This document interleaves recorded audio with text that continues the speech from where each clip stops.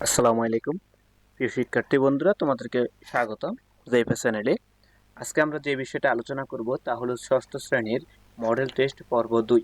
পূর্বে আমরা নমুনা প্রশ্ন আলোচনা করেছি। তোমরা যদি উপরের ভিডিওটি না দেখে থাকো তাহলে এই ভিডিওর উপরে আই বাটনে ক্লিক করে দেখে আসতে পারো। তো চলো আজকের আলোচনা শুরু করি। শুরু করার পূর্বে বরাবর মতো একটি কথা বলে নিচ্ছি, তোমরা যদি প্রথমে এই চ্যানেলটি ভিউ করে থাকো তাহলে অবশ্যই সাবস্ক্রাইব বাটনে একটি ক্লিক করে যাবে এবং সাথে থাকা বেলটি বাজিয়ে দিবে। যারা অলরেডি সাবস্ক্রাইব করেছে তাদেরকে অসংখ্য ধন্যবাদ।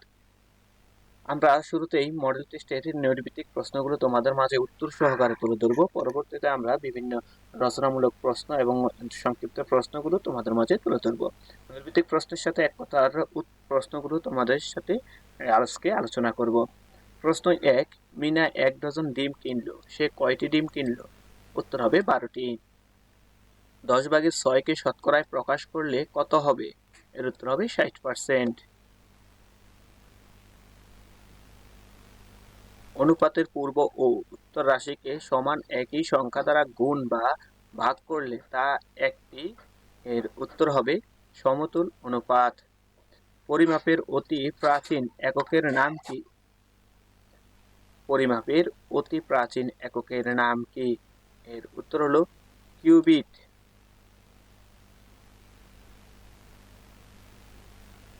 যে আদর্শ ভৌত রাশির সাথে তুলনা করে অন্যান্য রাশির পরিমাপ করা হয় তাকে কি বলে? এর উত্তর হলো পরিমাপের একক। নিচের কোন ক্ষেত্রে বীজগণিতের ব্যবহার রয়েছে?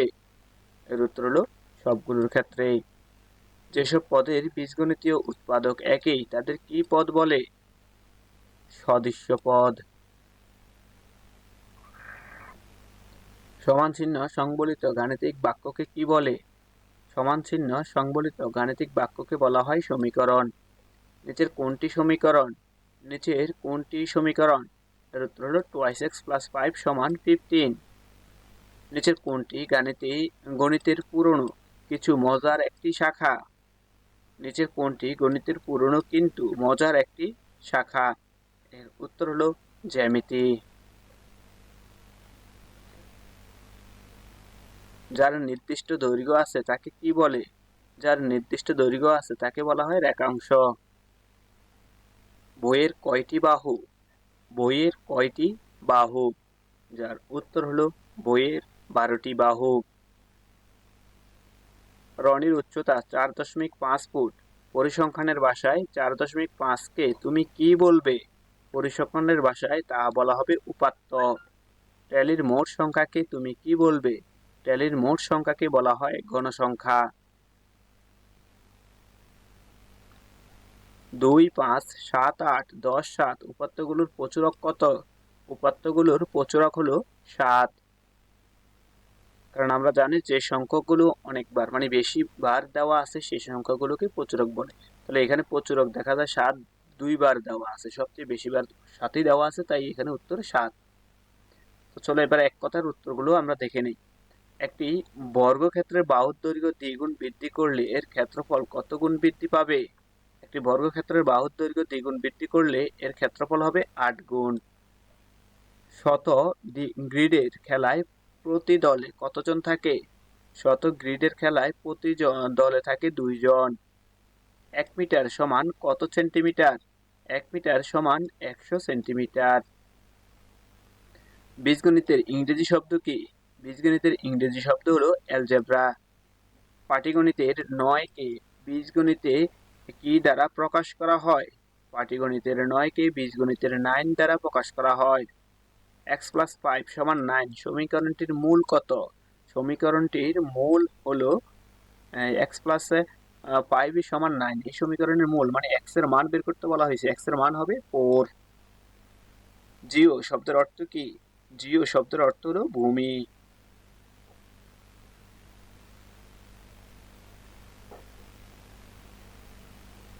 প্রত্যেক ঘনবস্তু কত মাত্রিক? প্রত্যেক ঘনবস্তু ত্রিমাত্রিক হয়ে থাকে। প্রত্যেক ঘনবস্তু ত্রিমাত্রিক হয়ে থাকে।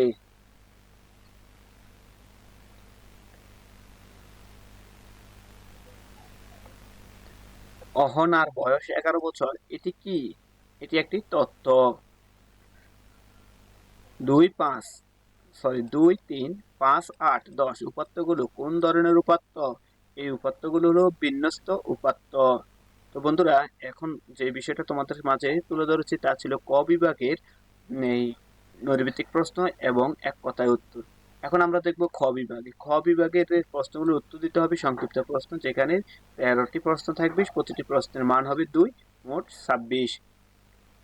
ক নম্বর প্রশ্ন, মাতা ও ছেলের বয়সের অনুপাত 3:1। মাতার বয়স 30 বছর হলে ছেলের বয়স কত?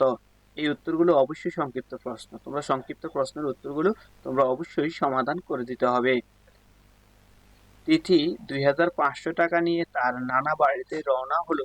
পথে সে 1000 টাকা খরচ করলো। সে শতকরা কত টাকা পথে খরচ করলো? একটি বাগানের দৈর্ঘ্য 5 মিটার এবং প্রস্থ 3 মিটার। বাগানের দৈর্ঘ্য প্রস্থের অনুপাত এবং ক্ষেত্রফল কত? দুইটি মুদ্রার পুরুত্ব 2 মিলিমিটার হলে 12টি মুদ্রার পুরুত্ব কত মিলিমিটার হবে? নোমান প্রতিদিন 800 মিটার এবং মিরাজ প্রতিদিন 700 মিটার হাঁটে।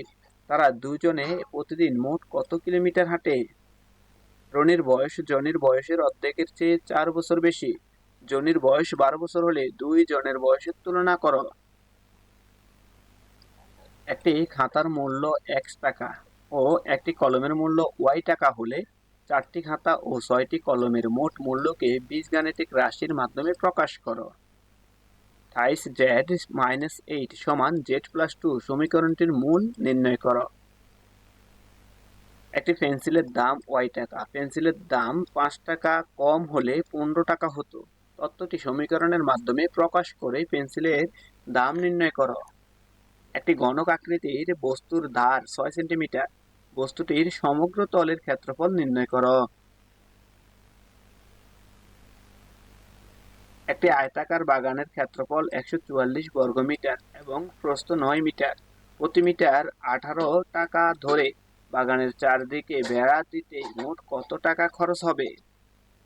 কোন শ্রেণীর 15 জন শিক্ষার্থীর ওজন কেজিতে 42, 45, 48, 48, 50, 50, 55, 57, 56, 49, 52, 53, 52, 54, 49 শিক্ষার্থীদের গড় ওজন নির্ণয় করো। 12, 10, 9, 19, 13, 15, 16, 21, 23, 11, 14, 20 সংখ্যাগুলোর মধ্যক নির্ণয় করো। এই ছিল সংক্ষিপ্ত প্রশ্ন। এখন দেখবো আমরা রচনামূলক প্রশ্ন, যেখানে দৃশ্যপট নির্ভর থাকবে। 10টি প্রশ্ন থাকবে, 10টি থেকে 7টির উত্তর দিতে হবে। প্রতিটি প্রশ্নের মান থাকবে 7 করে। তো চলো আলোচনা করি। যেমন প্রশ্ন 2, এই দৃশ্যপট প্রশ্নগুলোতে দেখা যায় আরো 2টি প্রশ্ন থাকতে পারে, 3টি প্রশ্ন থাকতে পারে। 2টি মিলিয়েও হতে পারে 7, আবার 3টি মিলিয়েও হতে পারে 7। তো উদ্দীপক থাকবে, যেখানে দৃশ্যপট থাকবে। দৃশ্যপট 2 নম্বর প্রশ্নের দৃশ্যপট হলো, শামীম 2000 টাকা নিয়ে বাজারে গিয়ে 1200 টাকার বাজার করে। বাসায় ফেরার পথে সে একটি খেলনা কিনে বাসায় ফিরে দেখে তার শতকরা 70 ভাগই খরচ হয়ে গেছে। ক নম্বর প্রশ্ন হলো, শামীম মোট কত টাকা খরচ করেছে? খ নম্বর প্রশ্নটি হলো, খেলনাটির মূল্য কত? ছোট গ প্রশ্নটি হলো, খেলনাটির মূল্য মোট কত টাকা, শতকরা কত অংশ? 3 নম্বর প্রশ্নের দৃশ্যপট হলো, কোন ছাত্রাবাসে 200 জন ছাত্রের 40 দিনের খাবার মজুদ আছে। 10 দিন পর ওই ছাত্রাবাসে আরো 50 জন ছাত্র আসলো। ক নম্বর প্রশ্ন হলো, 50 জন ছাত্র 200 জন ছাত্রের শতকরা কত? খ নম্বর হলো, ওই পরিমাণ খাবার 20 জন ছাত্রের কতদিন চলবে? এবং গ নম্বর প্রশ্ন হলো, বাকি খাদ্যের তাদের কতদিন চলবে? 4 নম্বর প্রশ্নের দৃশ্যপট হলো, 2 টাকা মূল্যের কয়েকটি মুদ্রা একটির উপর আরেকটি মুদ্রা বসানো হলে এর উচ্চতা হয় 4.8 সেন্টিমিটার। প্রতিটি মুদ্রার পুরুত্ব হলো 3 মিলিমিটার। ক নাম্বার ছিল SI একক কি? খ নাম্বার 15টি মুদ্রার পুরুত্ব কত সেন্টিমিটার? ছোট গ নাম্বার হলো, কতটি মুদ্রা বসানো হলো? আমি আবারও বলছি, এই প্রশ্নগুলো তোমরা অবশ্যই সমাধান করে নেবে। যদি সমাধানে তোমরা ব্যর্থ হও তাহলে আমাদেরকে কমেন্ট করে জানিয়ে দেবে, আমরা তোমাদেরকে সমাধান নিয়ে আসবো। 5 নম্বর প্রশ্নে 7a + 5b + 6c এবং 3a - b + 9c, 4a + 6b - 3c তিনটি বীজগণিতীয় রাশি। ক নম্বর প্রশ্নটি হলো প্রথম রাশি দুইটির যোগফল থেকে তৃতীয় রাশি বিয়োগ করো। এবং খ নম্বর প্রশ্ন হলো প্রমাণ করো যে প্রদত্ত রাশিগুলোর যোগফল প্রথম রাশির দ্বিগুণের সমান। প্রশ্ন 6, ক স্কুলের খেলার মাঠের দৈর্ঘ্য প্রস্থ অপেক্ষা 30 মিটার বেশি। খ স্কুলের খেলার মাঠের দৈর্ঘ্য ক স্কুলের খেলার মাঠের প্রস্থের দ্বিগুণ।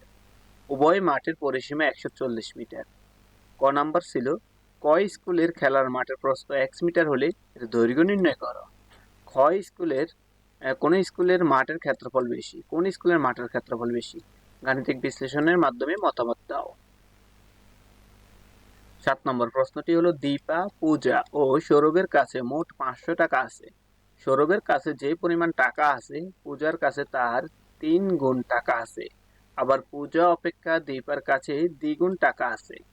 ক নাম্বার সৌরভের কাছে 1 টাকা থাকলে প্রদত্ত তথ্য হতে সমীকরণ গঠন করো।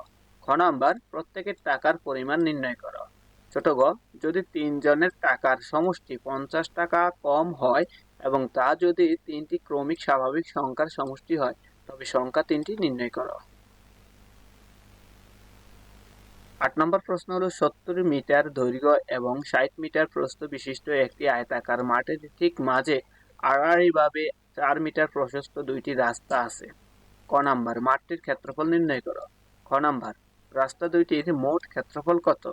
ছোট গ প্রতি মিটার 25 টাকা ধরে মাঠটির চারদিকে বেড়া দিতে মোট কত টাকা খরচ হবে?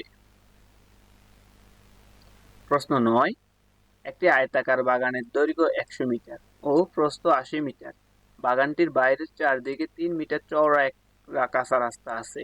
প্রতিটি 10 টাকা মূল্যের 25 সেন্টিমিটার দৈর্ঘ্য ও 12.5 সেন্টিমিটার প্রস্থের ইট দ্বারা রাস্তাটি পাকা করা হলো। এর মধ্যে ক নম্বর প্রশ্নটির উত্তর তোমাদের দিতে হবে অবশ্যই রাস্তাটির ক্ষেত্রফল নির্ণয় করো। খ নম্বর প্রশ্নটি হলো রাস্তাটি পাকা করতে কত টাকার ইট প্রয়োজন? ষষ্ঠ শ্রেণীর 40 জন শিক্ষার্থীকে একদিনে দেখা পশু পাখির সংখ্যা জানতে চাওয়ায় তারা নিচের সংখ্যাগুলো জানলো: 8, 7, 9, 4, 6, 8, 9, 10, 5, 4, 9, 8, 7, 6, 8, 7, 9, 10, 6, 4, 5, 8, 9, 7, 10, 6, 10, 8, 9, 8, 6, 5, 8, 9, 10, 7, 4, 10, 8, 6। এই হলো তোমাদের উপাত্ত সংখ্যাগুলো এবং ক নাম্বার হলো উপাত্তগুলোর মানের অর্ধক্রমে অনুসারে বিন্যস্ত করো, মানে এই সংখ্যাগুলোকে তোমরা সাজিয়ে নেবে। খ নাম্বার প্রশ্ন হলো উপাত্তগুলোকে টাইলের মাধ্যমে প্রকাশ করে তালিকা আকারে উপস্থাপন করো। 11 নম্বর প্রশ্ন হলো ষষ্ঠ শ্রেণীর 20 জন শিক্ষার্থীর গণিত বইয়ের প্রাপ্ত নম্বর নির্ণয়। 75, 60, 71, 60, 80, 78, 90, 75, 80, 92, 80, 90, 95, 90, 85, 90, 78, 75, 90, 85। উপাত্তগুলোকে ঊর্ধ্বক্রমে অনুসারে সাজাও এবং প্রদত্ত উপাত্তের মধ্যক ও প্রচুরক নির্ণয় করো। প্রদত্ত উপাত্তের গড় নির্ণয় করো। তো এই ছিল তোমাদের জন্য দ্বিতীয় মডেল টেস্ট বা সাজেশন। পরবর্তীতে আমরা আরো কয়েকটি মডেল টেস্ট গণিত থেকে আলোচনা করব। সেই পর্যন্ত সকলেই ভালো থাকবে এবং এই চ্যানেলটি ভালো লেগে থাকলে তোমরা অবশ্যই শিক্ষার্থী বন্ধুদের সাথে শেয়ার করবে।